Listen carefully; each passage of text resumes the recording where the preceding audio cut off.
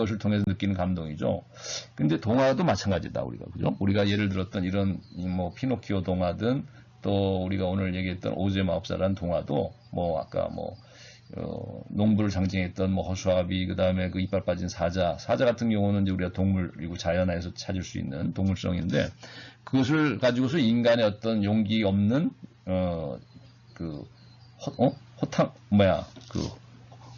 허풍을 떨고 굉장히 호통만 치는 그런, 인간의 어떤, 뭐랄까요.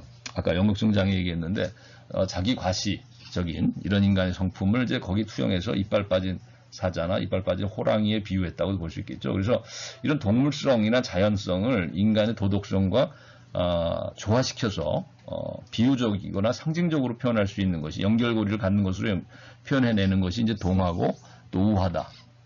그래서 이런 아름다움이라는 것은 예를 들면 도덕성의 상징이라고 이제 칸트는 얘기하는 것이죠. 그래서 백합을 보면서, 우리가 아름다운 백합을 보면, 하얀 백합의 아름다움을 보면서 우리는 순결함이라는 도덕성을 거기서 읽어낸다는 거죠. 상징적으로. 그 다음에 대나무라는 어떤 꼿꼿이 뻗어 올라간 그 대나무의 마디마디를 보면서 우리는 절개라는 어떤 고결한 인간의 어떤 도덕적 성품을 거기서 읽어내고, 아침 영롱하게 나뭇잎에 맺힌 아침 이슬의 그 모습을, 아름다운 모습을 보면서 우리는 아침 이슬의 아름다움이 무엇을 느끼게 하냐면 순수함이라고 하는, 인간의, 뭐 칸트가 뭐 순수 실천 이성 뭐 이런 말 하듯이 그 순수성, 인간의 어떤 정직하고 진실된 어떤 인간격의 어떤 순수성을 우리가 거기서 상징적으로 본다는 거죠. 아침 이슬의 영롱한 그 투명함, 아름다움 속에서. 그래서 예술과 취미나 이런 아름다움의 체험은 인간을 도덕화시키는 매개를 한다. 그러니까 인간으로 하여금 어떤 도덕적인 덕목이나 가치를 거기서 읽어내게 만든다는 거죠. 근데 이것을 강제적으로 뭐 주입하는 게 아니라 우리는 자연스럽게 느끼게 된다는 거예요. 우리가 아까 말했지만 하얀 백합의 아름다운 꽃을 보면서 우리는 뭘 떠올리냐면 순결이라는 어떤 가치, 도덕적인 성품을 거기서 읽어낼 수밖에 없고, 그거는 누가 시켜서 하는 게 아니라 자연스럽게 인간이 조화롭게 마음의 능력 안에서 이것이 연결고리를 맺는다는 거예요. 그러니까 감각적인 우리의 어떤 하얀색과 그 백합의 모습을 우리가 감지하면서 감성적으로 느끼면서 더불어서 뭘 느끼냐면 인간 정신 안에서 어떤 순수성이나 순결함이라는 이 도덕적 가치를 거기서 같이 조화롭게 그 안에서 결합된 것으로 체험하게 되는 게 이제 백합의 아름다움에 대한 체험이죠. 자, 이런 것처럼 예술과 취미는 도덕성의 상징을 우리에게 느끼게 해주고, 거기서 자연 안에서 도덕적인 상징, 즉 자연 안에서 어떤 정신적인 자유를 거기서 느끼게 해주기 때문에 예술적 취미라는 것은 인간의 마음의 도야, 조화를 이루게 해주는 하나의 교육적인 측면이 있고, 또 전체 세계관에서 보자면 자연의 세계, 현상의 세계와 보이지 않는 저 예지적인 세계, 도덕의 세계를 연결할 수 있는 이런 그 조화를 또 가능케 해주는, 자, 이런 역할을 해주는 것이 예술적인 취미고 아름다움을 체험하는 우리의 활동이다. 그래서 이것이 인간을 도덕화해 나가는, 또 이 사회를 문화적인 문화사회로, 문화세계로 만들어가는, 자, 이런 그 중심 역할을 할 수 있겠다. 그래서 이런 예술을 매개로 해서, 아름다움의 체험을 매개로 문화는 이제 자연성으로부터 인간성을 도야하고 도덕성으로 이제 이행해 가게 된다는 거예요. 예술을 매개로 해서. 자, 그 다음에 이제 세계 시민과 민주주의라는 이제 그 챕터를 보게 되면, 우리가 도덕적인 정치 문화라는 것을 이제 얘기하고 있는데, 사실 우리가 뭐 아까 과학과 도덕을 매개하는 것이 이제 예술이라는 얘기를 했는데, 여기서 이제 정치라는 것도 어떻게 보면 과학기술하고 매우 밀접하죠. 밀접한 것이고, 근데 이런 정치라는 것이 사실 도덕성과는 좀 분리돼서 얘기되는 것이 근대의 특징이다. 그래서 근대는 이제 마키아벨리즘이 특징이라고 말하죠. 우리가 고대인들은 우리가 공자나 맹자 시대나 우리가 뭐 소크라테스나 플라톤 시대만 하더라도 정치적인 것은 사회적이고 정치적인 내용들이 사실은 도덕적인 것하고 밀접한 연관을 갖는다고 봤던 것이죠. 그래서 덕치라는 사상이죠. 정치는 덕이 있는 사람이 다스려야 된다. 정치를 해야 된다. 사회를. 근데 이게 지금 오늘날 마키아벨리즘이라고 그래서 근대 그 정치학은 도덕과 정치는 별개의 것이다라는 입장이 많은 경우가 있어요. 근데 우리가 오늘날 이제 세계 시민의 이런 사회가 됐고 또 이런 월드 시티즌이라고 하는 이 세계 시민의 관점을 가지고 살아가야 할 때 오늘날의 민주주의는 그 정치 문화가 바뀌어야 된다. 이런 마키아벨리즘 가지고서 접근해서는 안 되겠다. 그러니까 도덕과 정치가 분리돼서는 안 되겠다. 우리가 현상의 세계와 예지적 세계를 매개시키는 것이 이제 아름다운 예술 체험이듯이 또 과학과 도덕을 우리가 이런 정치와 도덕을 또 매개시키는 그런 문화가 예술적인 인간의 어떤 감수성 안에서 이루어져야 된다. 그래서 우리가 세계 시민의 어떤 뭐랄까 관점이라고 하는 것은 세계 시민의 정신이라고 하는 것은 이런 예술적인 그 마인드라는 거예요. 도덕적인 정치라는 것도 마찬가지다. 정치가 도덕화되어야 된다는 것은 도덕과 정치가 결합해야 된다는 얘기도 이런 예술적인 마인드를 가지고서 접근해야 된다는 것이죠. 우리가 어떤 이기적이고 어떤 이익 계산에만 몰두해서는 사실 도덕성을 배제할 수밖에 없게 될 수가 있는데 그럼 우리가 예술적인 마인드로 접근을 했을 때는 아까 자연적인 것, 인간의 본능적인 것, 동물적인 측면을 보면서도 우리가 사자라든지 뭐 돼지라는 이런 도덕적인 것과는 직접적으로는 관계없는 자연성의 것들을 보면서도 자연의 세계를 보면서도 백합이나 이런 이슬이나 거기서 우리가 도덕성을 연결고리를 갖고 느끼는 것이 이제 예술이라고 했잖아요. 그렇듯이 정치라는 것도 사실은 도덕하고는 별개의 것처럼 여겨짐에도 불구하고 예술적인 마인드로 접근했을 때는 정치와 도덕도 연결고리를 갖게 된다는 거예요. 그래서 그것을 가능케 해주는 것이 이런 공통감이다라고 얘기된다. 그래서 아까 우리가 사교성이라는 얘기를 할 때 칸트가 또 예술과 취미가 사회적으로 나타날 때는 어떤 인간을 서로 소통하게 하고 의사소통을 할 수 있게 해주고 또 보편적으로 공감을 할 수 있고 남의 어떤 서로 간에 그 관여를 해 나갈 수 있는 관여하고 참여할 수 있는 서로 간의 삶에 참여할 수 있고 관여할 수 있는 자 이런 공감 능력하고 연결고리를 간다고 그랬는데 예술과 취미의 능력이 그래서 그것이 이제 사회 속에서 사교성을 이루어 나가는데 큰 역할을 한다 했는데 자 그것을 우리가 칸트는 공통감 센수스 커뮤네스라고 했죠. 근데 이 커먼 센스죠 영어로 이런 공통감이라고도 표현했어요. 그래서 이걸 다른 말로 하면 공감 능력인 것이죠. 공감 능력. 그래서 이런 공감 능력이 세계 시민의 관점에서 중요한 역할이고 또 세계 시민의 정신이다라고 말할 수 있는 게 이런 공감 능력이라는 거예요. 그래서 도덕적인 정치를 만들어가는데도 정치 문화가 도덕화되는 데서도 이런 공감 능력이 필요한데 우리가 아까 말했듯이 예술과 취미 능력에 있어서 매우 중요한 것이 이제 공감 능력이고 그 다음에 우리가 지적인 측면에서 보자면, 그러니까 정서적인 측면에서는 우리가 취미의 능력이고, 공통감이, 예술적인 능력이고, 우리가 지적인 측면에서는 어떤 이론적이고 지적인 측면에서 보자면, 이것은 하나의 상식과도 같은 것이다. 우리가 모든 아주 전문적인 지식과 이론도 상식을 바탕으로 해야 된다고 하잖아요. 모든 사람에게 의사소통할 수 있으려면 상식적인 내용을 바탕으로 해야 되잖아. 아무리 전문적인 내용의 지식도 전달하려면 상식을 기반으로 전달해야 되겠죠. 그런 것처럼 모든 사람과 소통할 수 있고 모든 사람에게 공감을 줄 수 있는 이런 지적인 측면은 이제 상식으로서 나타나는 것이죠.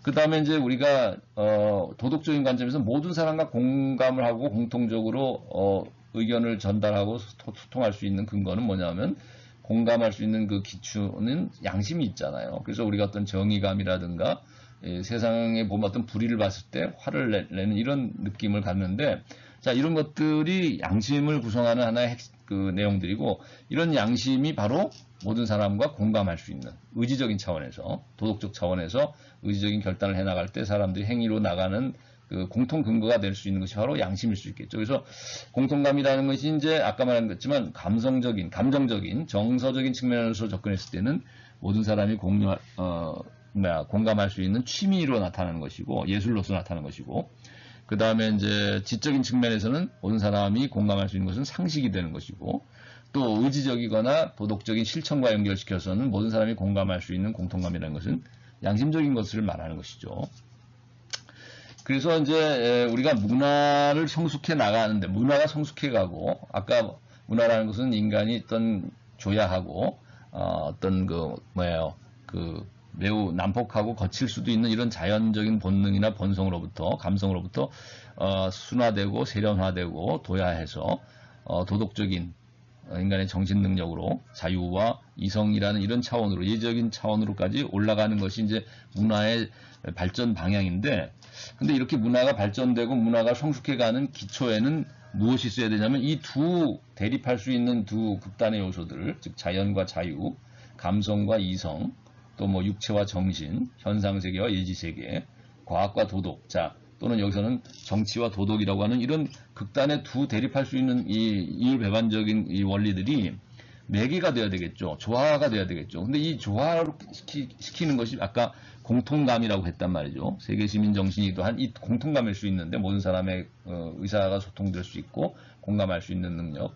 근데 이 공통감을 다른 말로 하면 건전한 판단력이다라고도 표현할 수 있겠다. 그래서 칸트는 이 문화가 성숙해 가는 데는 공통감 또는 이런 건전한 판단력을 길러야 되고 이것을 훈련해야 된다. 그럼 이런 것을 훈련할 수 있는 규칙은 무엇이냐 했을 때 칸트는 세 가지를 얘기합니다. 하나는 스스로 생각해라. 자, 이거는 계몽의 원리라고도 하는데 이건 자유의 원칙이죠. 두 번째는 상대방의 관점에서 생각하라는 겁니다. 자, 이것은 다른 말로 하면 어떤 평등의 관점일 수 있어요. 나만 옳다. 내 관점만을 주장한다기보다는 나와 대화 파트너인 그 상대방, 특히 나와 반대되는 입장을 만일 가지고 있다고 하더라도 그 반대되는 사람의 그 상대방의 입장에서 한번 또 생각할 수 있어야 된다는 거예요. 그래야 평등한 거라는 거지. 내 관점에서만 계속 내 주장만 한다는 것은 물론 자유롭다고 말할 수 있을지 몰라도 그 자유는 나의 자유일 뿐이지 타자의 자유를 존중하지 않기 때문에 그것은 타자의 자유까지를 존중하는 것이 평등한 것이라고 한다면 타자의 자유를 존중하는 입장이 아니라는 거예요. 나의 생각만을 계속 주장하는 것은. 그래서 나의 관점에서 일단 벗어나서 그러면 정반대의 입장이라고 할 수 있는 상대방의 입장에서도 한번 다시 생각해 볼 수 있는, 판단해 볼 수 있는, 성찰할 수 있는 이런 넓은 마음이 결국 평등이라는 가치를 실현하게 되는 것이고 평등이란 덕목을 쌓게 만드는 것이죠. 그 다음에는 세 번째 이제 규칙이 뭐냐면 건전한 이런 인간의 판단력, 성찰 능력을 기르는 하나의 방법이 또 하나는 항상 일관되게 생각하라 또는 모두의 관점에서 생각하라는 거예요. 그러니까 첫 번째는 나의 관점에서 생각하라라고 한다면 두 번째는 너의 관점에서 그리고 나와 반대는 너의 관점에서 또 세 번째는 뭐냐면 나와 너를 뿐만 아니라 그와 그녀 그리고 우리들 뿐만 아니라 그들을 포함한 이 모든 사람들 자, 이 모든 사람들의 관점에서 생각하라는 겁니다. 그게 항상 일관되게 생각하라는 것이죠. 자, 이것은 결국 박애의 실현일 수 있겠죠. 박애 정신에. 그러니까 사랑이라는 덕목을 우리가 뭐랄까 판단력의 관점, 판단의 관점에서 또는 정치 문화 안에서 또는 사회 생활 안에서 실현하는 방식이 이 박애라는 것이라고 한다면 또 우애라고도 할 수 있고 이런 우애 또는 박애라고 하는 이 그 근대의 민주주의를 형성시켰던 프랑스 대혁명의 그 정신이라고 하기도 하고 이념이라고 했던 이 자유평등 박애라는 것이 결국 건전한 판단력을 기르는 이런 훈련 과정에서 이런 자유평등 박애가 실현될 수 있다는 거예요.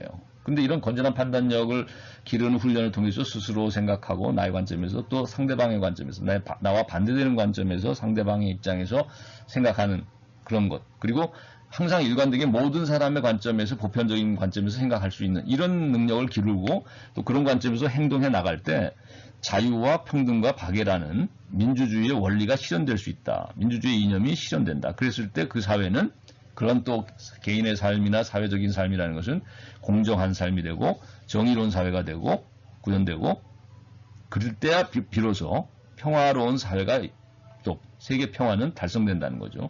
그 세계 시민이 결국 추구하는 궁극 목표는 공정한 세계, 정의가 강물처럼 흐르는 사회, 또 평화로운 세계 아니겠어요? 그러니까 결국 세계 시민의 정신을 우리가 또 관점을 얘기한다는 것은 이런 공통감을 기르는 것이고 또 건전한 판단력을 기르는 것이다. 그것을 훈련하는 하나의 규칙이 나의 관점에서 스스로 생각하고 행동하며 또 나와 반대되는 상대방의 입장과 관점에서도 평등하게 생각해야 되고 행동할 줄 알아야 되고 세 번째는 항상 모든 사람의 관점에서 일관되게 모두의 관점에서 뭐 백인의 관점 우리나라 사람들만의 관점에서가 아니고 우리가 흑인이든 백인이든 또 유럽인이든 아시아인이든 아프리카인이든 또 남자든 여자든 또는 어린이든 아니면 늙은 노인이든 성인이든 간에 자, 이 모든 사람들에게 공통된 이 모두의 관점에서 항상 일관되게 어떤 편견과 편애를 가지고 대하는 것이 아니라 모든 사람의 관점에서 이렇게 박애의 정신을 가지고서 생각하고 행동할 수 있어야 되겠다. 이것이 오늘날 세계 시민 지구촌이라고 하는 이 세계 시민의 입장에서 살아갈 수 있고 또 생각하고 판단하고 살아가는 세계 시민의 자격을 갖추게 되는 하나의 방법이 되겠다. 그래서 이런 예술과 취미 능력이라는 것과도 관계되는 것이 이제 공통감이고 또 반성적인 판단력이라고 그랬죠. 그거 다른 말로 하면 철학적인 성찰의 능력입니다. 또는 사고 실험을 할 수 있는 능력인데, 자, 이런 철학적인 성찰의 능력을 기르는 것은 예술과 취미 능력하고도 연결고리가 있고, 그다음에 이런 반성 속에서 나의 입장을 내 입장만을 생각하는 것이 아니라 또 반대되는 이 사람의 입장과 관점을 생각하고 또 더 나아가서 모든 사람의 입장에서 생각할 수 있는, 자, 이런 것들이 결국 건전한 판단력을 기르며 공통감을 형성해 나가는 것인데, 이것이 공동체적인 감각을 만들어가고 또 수행적인 공감이라는 표현을 쓸 수도 있겠다. 이런 공통감을 실행에 옮길 수 있는 공감이라는 거죠. 삶을 실현해 나갈 수 있는 공감이고, 삶 속에서 또 상호 주관적인 그런 타당성을 만들어가는 그런 의사소통이 가능하게 되는 어떤 능력이 된다. 그래서 또 모든 공개적인 공론장에서의 합의가 가능한, 우리가 뭐 비판 이론가인 하버마스가 말하는 의사소통적인 합리성 얘기하는데, 그런 의사소통적인 합리성 또는 공론장을 우리가 구성할 수 있는 공적인 논의와 대화가 이루어질 수 있는 그 토대에는 바로 또 그걸 통해서 설득하고 서로를 공감할 수 있는 그 토대에는 바로 이런 공통감이라는 것이 있고 건전한 판단력이라는 것이 있다는 거예요. 그런데 이런 건전한 판단력은 길러져야 된다. 그래서 스스로 생각하고 상대방의 관점에서 생각하고 항상 일관되게 모두 관점에서 생각하는 이런 훈련을 통해서 자유와 평등과 박애라는 이런 덕목, 이 가치가, 이념이, 민주주의의 이념이 실현되고, 그래서 결국 세계 시민사회가 도래할 수 있게 된다는 거죠. 또 본인들이 각자 다 세계 시민의 일원으로서 이 사회에 참여할 수 있게 되겠다. 이 세계 속에서의 한국인으로서 참여할 수 있겠다는 거예요. 그래서 이런 세계 시민의 관점이라는 것은 결국 나의 자유뿐만 아니라, 우리가 스스로 생각하는 것은 나의 자유의 관점에서 내 입장에서 생각하는 거지만, 나의 자유뿐만 아니라 상대방의 관점에서 생각하는 것은 타자의 자유를 고려해야 된다는 것이고, 그래서 나의 자유뿐만 아니라 타자의 자유를 뭐가 서로 공존 가능한, 자, 이런 사회가 이제 도덕적인 사회인데, 도덕적인 세계인데, 자, 이렇게 도덕적인 세계를 실현시킬 수 있도록 우리가 만들어가는 이제 과정에서 법이 만들어지는 것인데, 그래서 칸트는 나의 자유와 타자의 자유가 공존할 수 있는 그런 체계, 그런 공존할 수 있는 질서를 법이라고도 표현했습니다. 법에 대한 칸트의 정의입니다. 나의 자유와 타자의 자유가 공존하는 질서, 체계. 근데 그렇게 도덕적인, 또 이런 법이 이제 이런 법이 체계화되고 그 법이 실행되는 사회가 바로 도덕적인 사회가 되고 도덕적인 세계가 될 텐데, 또 다른 말로 하면 그것이 이제 법은 정치적인 것이기도 하기 때문에, 입법한다는 것은 입법기관에서 하는, 그래서 결국 이것은 도덕적인 정치가 이루어진다는 것이죠. 이렇게 나의 자유와 타자의 자유가 공존하고 모든 사람의 관점에서 박애의 정신을 가지고서 법이 만들어졌을 때, 그것은 세계 시민사회가 이루어지는 하나의 도덕적인 정치 문화가 만들어지고 거기에서 진정한 도덕세계가 실현되는데, 자, 이렇게 이것이 구체화되는 과정에서 이제 제정되는 법들이 뭐냐면, 하나는 작은 의미에서 국내법이 있어요. 헌법을 정점으로 하는 뭐 민법, 상법 같은 이런 헌법을 정점으로 하는 국내법이 만들어지는 것이고, 또 같은 원리에 의해서 사실은 나라와 나라 간에 또 우리나라의 자유뿐만 아니라 다른 나라, 우리와 적대국이라고 할지라도 그 적대국인 그 나라의 자유를 존중하는 관점에서 권리를 두 나라 간의 어떤 평등한 공존할 수 있는 질서를 만들어 간다면 그것이 국제법을 만들어 갈 수 있는 원리가 되고, 더 나아가서 나와 우리나라와 상대 국가만의 이런 국제법을 끝나는 게 아니라 결국은 모든 나라들, 예를 들면 이제 우리가 난민들도 있잖아요. 어느 나라의 정부에서 망명을 오고 독재가 이루어져가지고 그 사회에선 도저히 살 수 없어 인권을 무시당하는 사회여서 인격적인 삶을 위해서 결국은 이제 난민들이 발생할 수 있는데, 이런 난민들은 국적이 없어요. 여권도 없단 말이죠. 그래서 국제법은 사실은 여권이 있어야 되고 그 여권을 가진 사람이 그 나라와 우리나라 간의 관계 속에서만 국제법은 적용될 수 있는데, 세계시민법이라는 것은 뭐냐면 그런 난민조차도 하나의 세계 시민사회의 구성원으로서 어떤 국가로서는 전 난민이기 때문에 그 소속된 그 국가가 이제는 없고 거기서부터 탈출했으니까 망명했으니까 그럼에도 불구하고 여권도 없고 국가도 어떤 소속이 없는 국민 어느 나라 국민도 아니지만 그가 세계 시민의 하나의 세계 시민으로서는 인정받아야 되고 난민이라 할지라도 그래서 그런 난민들까지를 포괄할 수 있는 그들의 권리와 자유를 존중해 줄 수 있고 지켜줄 수 있는 그런 인간다운 삶을 보장할 수 있는 법이 만들어져야 된다. 그게 칸트의 관점에서 보면 모든 나라 또는 그 나라로부터 탈출된 어떤 국적이 없는 난민조차도 대우받을 수 있고 자유와 권리가 인정받을 수 있는 법이 바로 세계 시민법입니다. 그래서 여기까지 나가야 된다고 하는 거예요. 아직 이것은 완성되지 못한 것이죠. 국제법도 사실은 어느 정도 제한이 있는데 그 전 세계적으로 이제 이루어진다고 볼 수 없고 국제법도 국가 간에 몇 개 국가 간에만 이제 국제법이 적용되는 경우도 있는데 자 이런 세계 시민법까지 나가야 된다는 것이 이제 칸트의 세계 시민의 관점에서 본 인간 문화와 역사의 발전 방향이죠.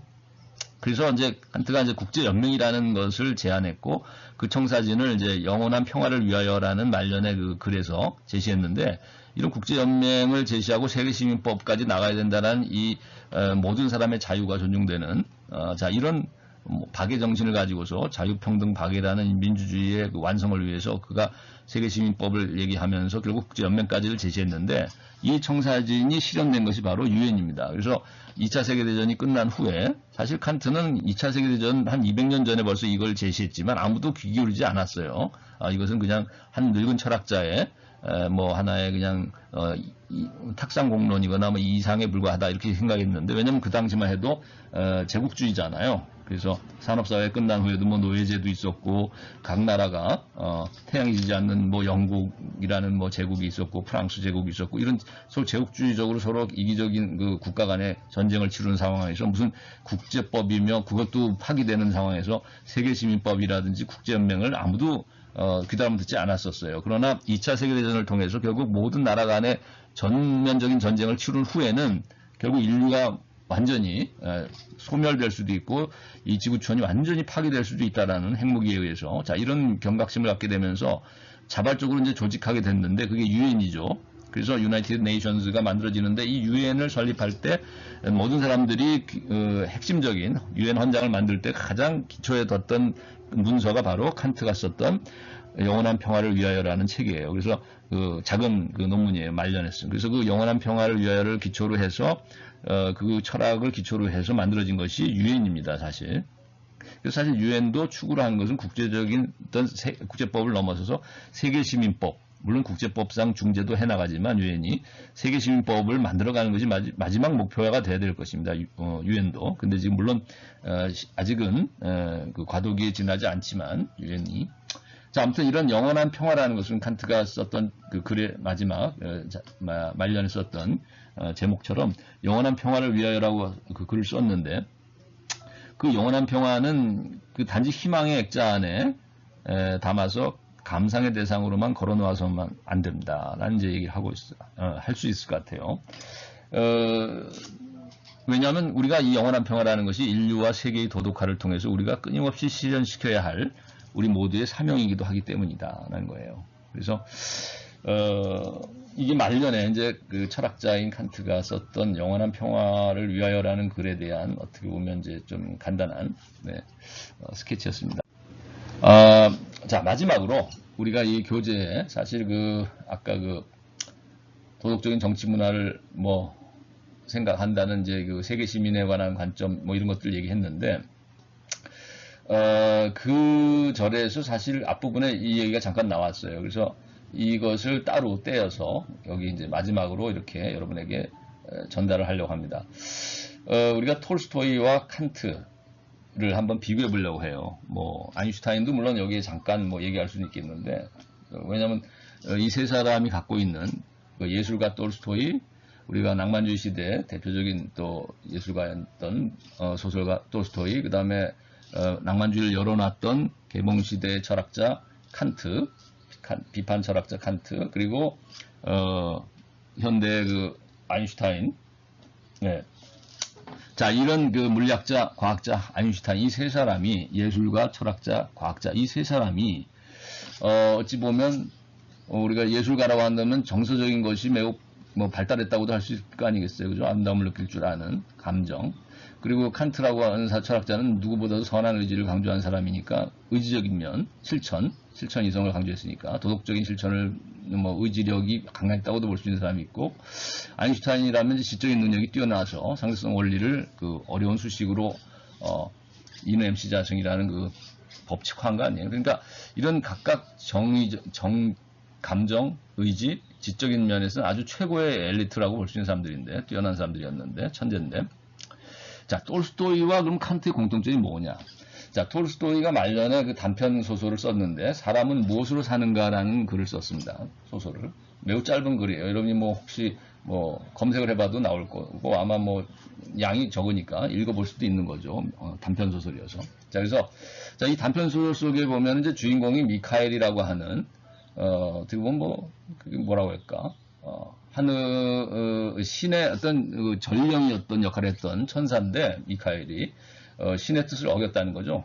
신이 어떤 여인의 그러니까 미혼모 같은데, 그죠? 사생아를 낳은 미혼모를 이제 데려오라고. 그러니까 어찌 보면 이 미카엘이 그때 보면 거기서는 그 역할이 저승사자 같은 역할이었던 것 같아요. 그래서 죽을 사람들을 데려오는, 그들의 영혼을 데려오는 역할을 했는데, 이제 신이 그 젊은 여자 사생아를 낳은 미혼모를 데려오라고 했는데 그 영혼을 데려오지 않았던 거죠. 어기고. 왜 안 데려왔냐 했더니 그 미카엘은 너무 처지가 딱하고, 가보니까 그 기도를 하고 있는데 그 여자가 자기 지금 내가 이제 병에 걸려서 뭐 어떤 불치병에 걸려 있는 걸 알고 있고, 내가 이제 시한부 인생을 아는데, 내가 지금 죽게 되면 지금 이 사생아인 이 내 자식을 돌볼 사람이 아무도 없다. 남편 될 만한 그 남자는 도망갔고 버려지고 살았는데, 내가 겨우 이 아이를 키웠는데 이 사람을 돌볼 딱한 이 처지에서 아무도 이 아이는 얼어 죽고 말지 아무도 돌볼 사람이 없다. 그래서 제발 이 아이를 위해서 제발 내 목숨을 살려달라고 이제 이런 기도를 하고 있었다는 거예요. 그래서 이제 그게 너무나 딱해서 그 동정심을 가지고 이 미카엘이라는 천사는 결국 신의 뜻을 거역하고 데려오질 않았죠. 그러자 신이 이제 이런 과제를 내준 거예요.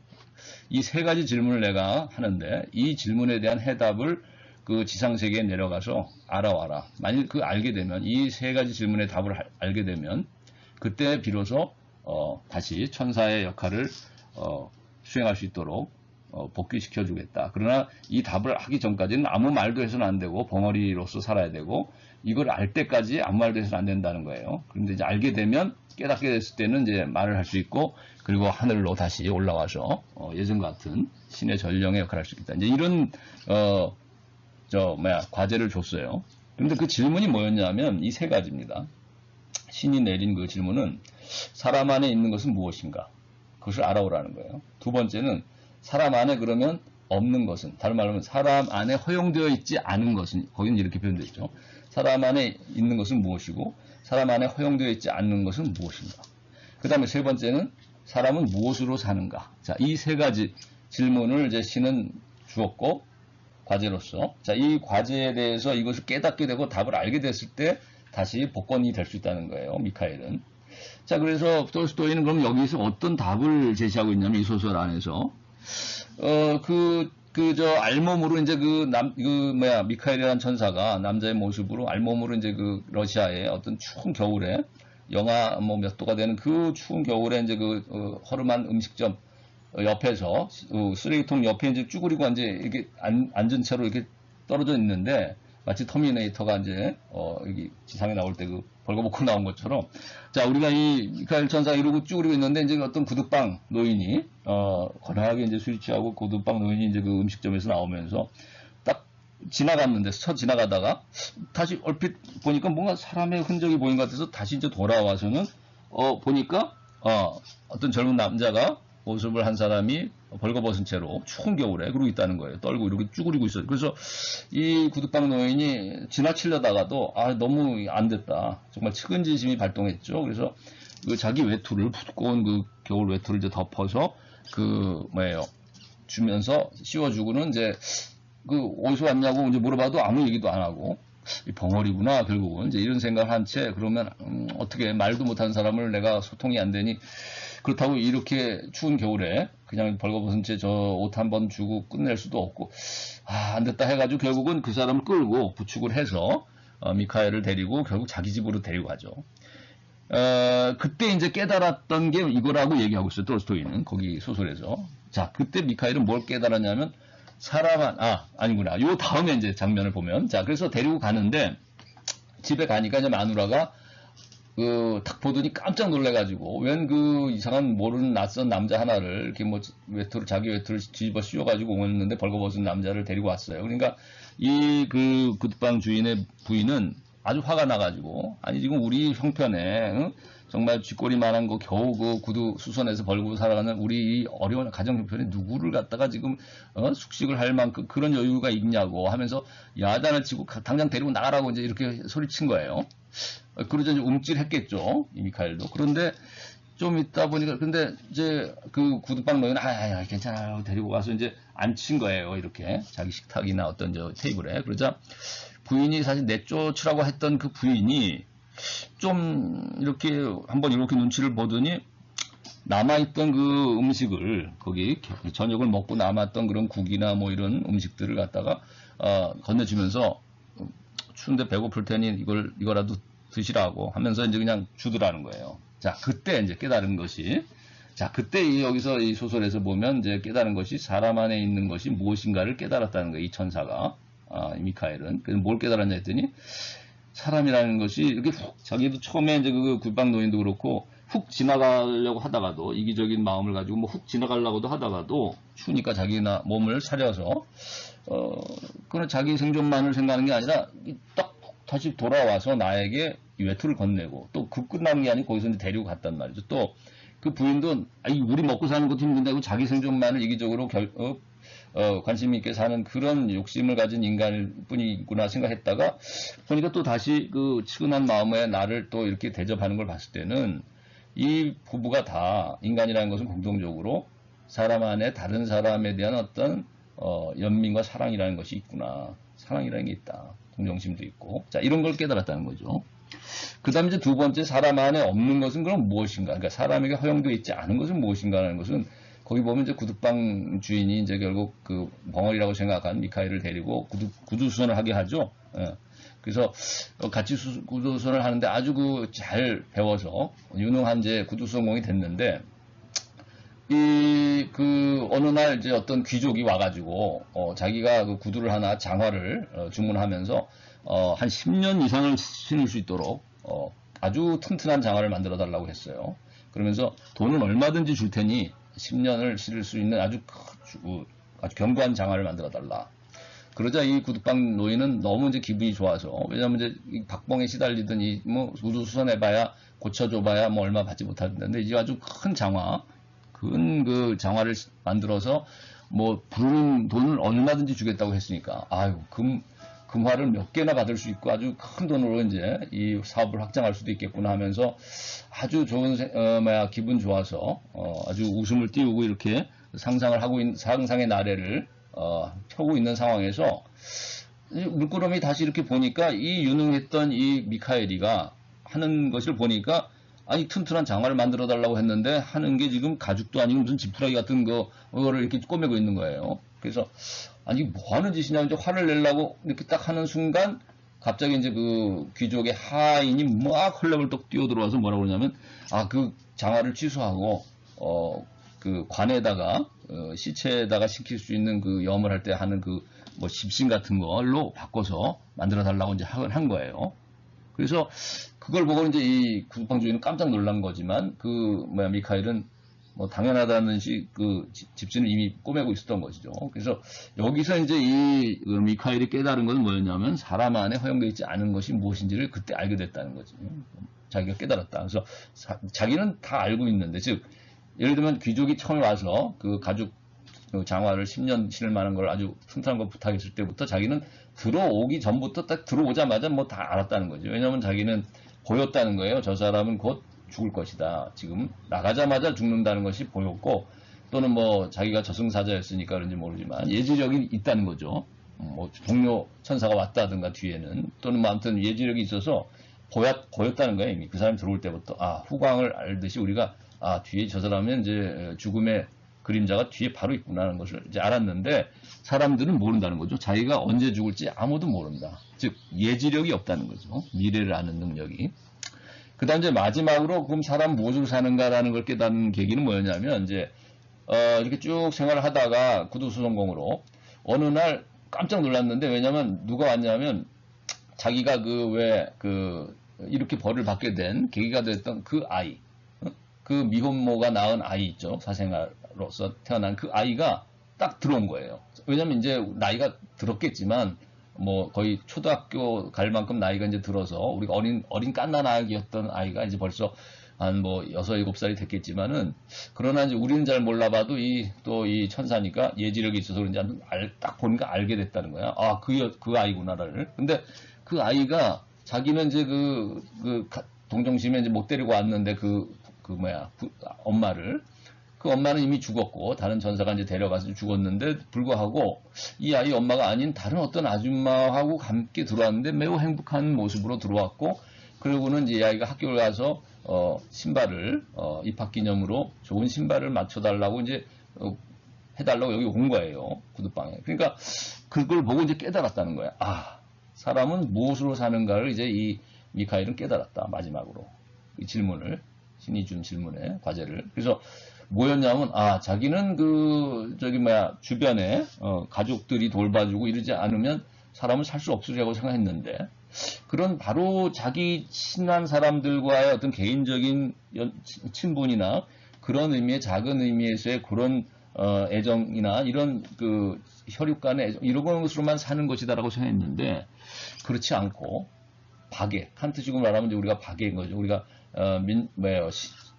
프랑스 혁명의 이념이기도 했던 민주주의의 원리이기도 한 마지막 원리 세 번째 원리 박애 그지? 프랑스의 국기가 상징하는 파랑 하양 그리고 붉은색을 표현했을 때 그 박애죠. 그래서 자유평등 박애를 상징하는 이 붉은색 이 박애를 말하는 거죠. 그러니까 사람이 무엇으로 사는가라고 했을 때 그것은 박애를 말하는 것이다. 즉 사랑으로서 살아가는구나. 즉 거기서 자기 혈육도 아니고 자기 친딸도 아닌데도 불구하고 이렇게 어떤 아주머니가 그 아이를 입양해서 자기 딸만큼이나 또 자기 딸 이상으로 그렇게 정성을 다해서 키우는 것을 봤을 때 인간은 육신의 어떤 본능적인 동물들이 자기 자식에게 먹이를 갖다 주는 식의 그런 본능적인 사랑만 하는 것은 아니고 인간은 정말 박애의 정신을 가지고 더 큰 사랑을 할 수도 있는 능력을 가지고 있고 그런 사랑에 의해서 이런 사생아든 고아든 불우한 이런 가난한 사람조차도 살아갈 수 있는 것은 바로 이런 사랑의 정신, 사랑의 덕목 때문이구나라는 것을 이제 알게 됐다는 거예요. 그리고 나서 이제 그 소설은 끝나죠. 그러면서 그 얘기를 쭉 이제 벙어리인 줄 알았는데, 이런 내용들을 자초지종을 쭉 얘기하죠. 세 가지 과제가 뭐였고, 그 과제를 내가 이럴 때 깨달았다 하면서, 그러면서 이제 하늘로 올라간 것이 이제 이 토스토이의 사람은 무엇으로 사는가의 내용입니다.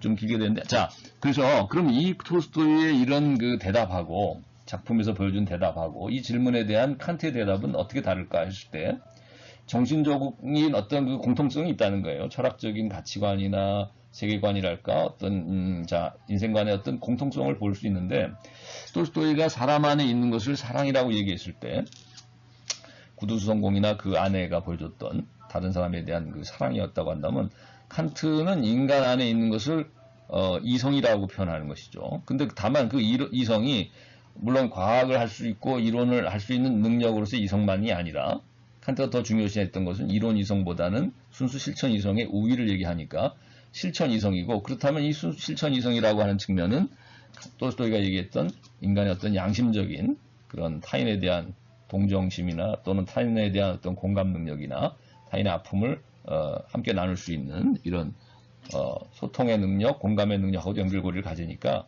결국은 어떤 양심적인 것하고 연결고리를 맺을 수 있겠다. 톨스토이가 말하는 사랑도. 그래서 칸트의 이 실천 이성이라는 것은 특히 양심하고도 연결고리를 가질 수밖에 없죠. 선의지하고. 그 다음에 사람 안에 없는 것은, 즉 사람 안에 허용되어 있지 않은 것은 무엇이라고 했을 때 미래를 아는 능력. 자기가 언제 죽을지를 아무도 모른다는 거죠. 톨스토이는. 그 귀족처럼. 근데 칸트도 인간이 알 수 없는 것이 있는데 예지적인 세계를 알 수 없다. 즉 사물 자체를 알 수 없다. 즉 과학은 이론적인 이성을 가지고 있는 과학자도 무엇을 알 수 없냐면 이론적으로는 아무리 과학이 연구를 한다고 해도 자체의 세계. 응? 우리가 그런 얘기를 했죠. 빙산의 일각이라고 할 수 있는 섬에 관한 진리를 알 수 있을 뿐이지 그 빙산의 저 밑부리에 해당하는 내용이나 저 해저에 그 마그마가 들끓고 있는 저 지층의 저 밑바닥의 바닷속 깊숙한 곳을 바다의 그 넓은 세계 자체를 다 헤아릴 수는 없다. 그것이 칸트가 말한 자체 세계를 알 수 없다 이런 얘기를 했는데 그게 예지적인 세계고 그게 토스토이가 말하는 미래를 아는 능력하고도 연결고리가 있겠다. 그래서 미래를 아는 능력이 없다고 그랬는데 예지력이 없다고 했는데 칸트도 예지적인 세계를 과학은 알 수 없다 이렇게 얘기하는 것이죠. 그 다음에 사람은 무엇을 하는가라고 마지막으로 톨스토이는 이타적인 사랑이라고 할 수 있는 어떤 그 인간 박의 정신을 얘기하고 있는데 칸트의 경우도 결국 이기심이 아니라 어떤 경향성에 따른 즉 본능적이고 어떤 욕구 자기 이익을 추구하는 그런 욕구 충족에 해당하는 그런 의지가 아니라 그런 욕망이 아니라 순수 실천 이성으로서의 선한 의지를 얘기하고 있죠. 그 선한 의지라는 것이 톨스토이로 치면은 이타적인 사랑을 의미할 수 있겠다. 즉 이타적인 사랑의 능력일 수 있겠다. 즉 그것은 뭐 양심적인 것이고 선한 의지를 낳은 이성이 되는 것이다라고 칸트는 이제 얘기한다는 거죠. 이것이 이성의 사명으로서. 그러니까 칸트가 말한 이성의 사명이나 톨스토이가 말한 어떤 이타적인 사랑이나 그다음에 톨스토이가 인간의 허용되어 있지 않다고 하는 미래라는 예지력이나 칸트가 말한 과학이 예지 세계를 알 수 없다라는 자체 세계를 알 수 없다는 내용이나 톨스토이가 사람 안에는 사랑이라는 능력이 있고 사랑이라는 덕목이 있다라고 했다면 칸트는 이론 및 실천적인 이성, 인간의 정신이라는 것이 그 안에 깃들어 있다는 거죠. 과학이나 도덕을 실행에 옮길 수 있는. 자, 여기서 뭐 조금 차이를 갖지만 큰 틀에서 보면 양심적이고 도덕적인 것을 매우 강조하는 이런 세계관이자 가치관일 수 있겠다. 톨스토이와 칸트는 그 면에서는 공통점이 있다고 볼 수 있겠죠. 그리고 마지막으로 아인슈타인도 사이언티스트이기 전에 모랄리스트가 되라는 말을 유명한 명제를 남겼죠. 그의 자서전에서 후학들에게. 그런 점에서는 우리가 칸트나 톨스토이와 마찬가지로 아인슈타인도 과학자이지만 그가 아무리 이론적이고 뛰어난 지적인 능력을 가진 과학자 엘리트지만은 그 역시도 이런 엘리트로서의 과학을 수행하는 능력에 비해서 더욱 중요한 것이 도덕적인 실천의 능력이라는 것을 이제 얘기하고 있다. 네, 오늘은 여기까지 하겠습니다. 네, 감사합니다.